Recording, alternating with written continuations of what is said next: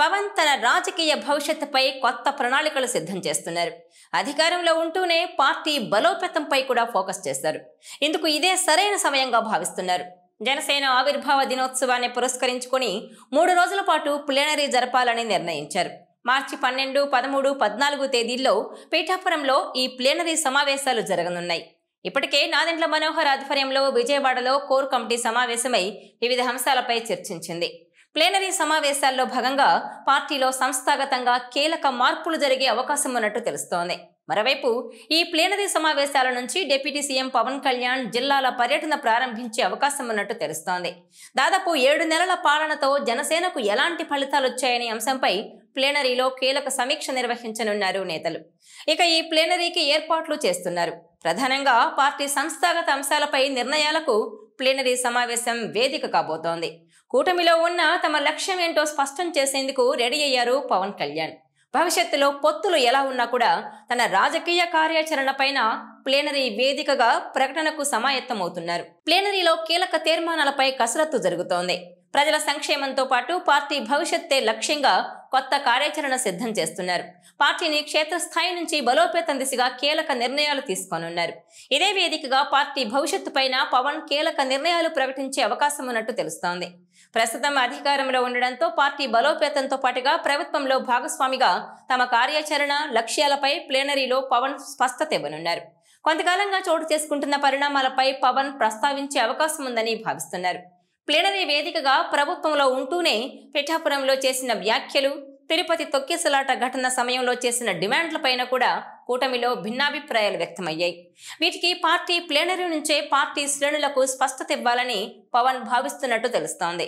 అదే సమయంలో జనసేన పొలిటికల్ ఎజెండాను పవన్ ప్రకటించనున్నారు. పార్టీ 10 ఏళ్ల ప్రస్థానం గురించి వివరిస్తూ భవిష్యత్ లక్ష్యాలను స్పష్టం చేయాలని నిర్ణయించినట్టు సమాచారం.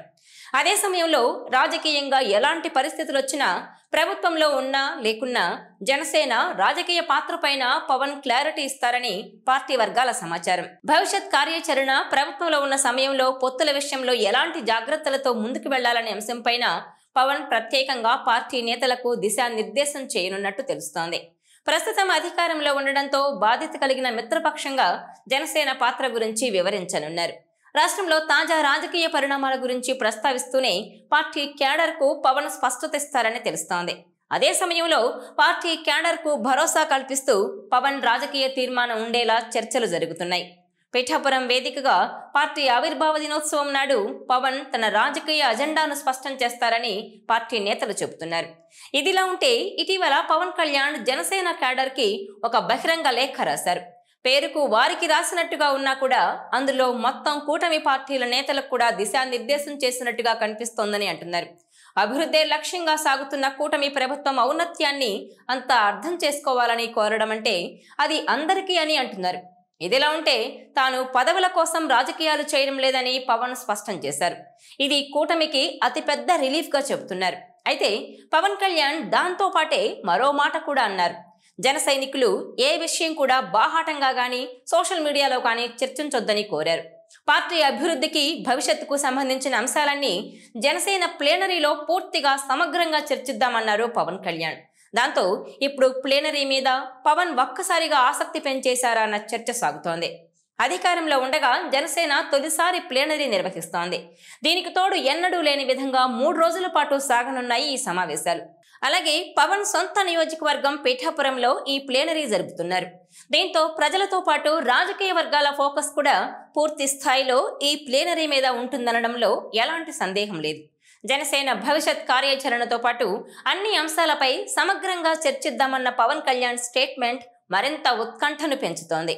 పవన్ కళ్యాణ్ పదే పదే తనకు పదవులపై ఆశ లేదని చెబుతున్నా ఆ పార్టీ శ్రేణులకు ఉంటుంది కదా అని అంటున్నారు. అలాగే పవన్ ముఖ్యమంత్రి కావాలని ఆయన సామాజిక వర్గంతో పాటు ఫ్యాన్స్ కూడా ఎప్పటి నుంచో కోరుకుంటున్నారు. ఎక్కడ కనిపించినా సీఎం సీఎం అంటూ నినాదాలు కూడా చేస్తుంటారు. ప్రస్తుతం ఏపీలోని కూటమిలో జనసేన కీలకంగా మారింది. ఏపీ పాలిటిక్స్ ను మలుపు తిప్పే స్థాయిలో ఉన్నారు పవన్ కళ్యాణ్. అయినా సరే తనకు పదవుల మీద ఆశలు లేవని చెబుతున్నారు పవన్ కళ్యాణ్. అయితే ఇప్పటికిప్పుడు ఈ 5 ఏళ్ల పాలనను డిస్టర్బ్ చేసే ఆలోచన లేకపోయినా ఫ్యూచర్ యాక్షన్ ప్లాన్ ఎలా ఉంటుంది, దీనికి సంబంధించి ప్లీనరీలో ఎలాంటి డెసిషన్ తీసుకుంటారు, శ్రేణులకు ఎలాంటి దిశానిర్దేశం చేస్తారు అన్నది మాత్రం ఉత్కంఠను పెంచుతోంది. ఈ వీడియో మీకు నచ్చినట్లయితే please share, like and subscribe R24 Telugu.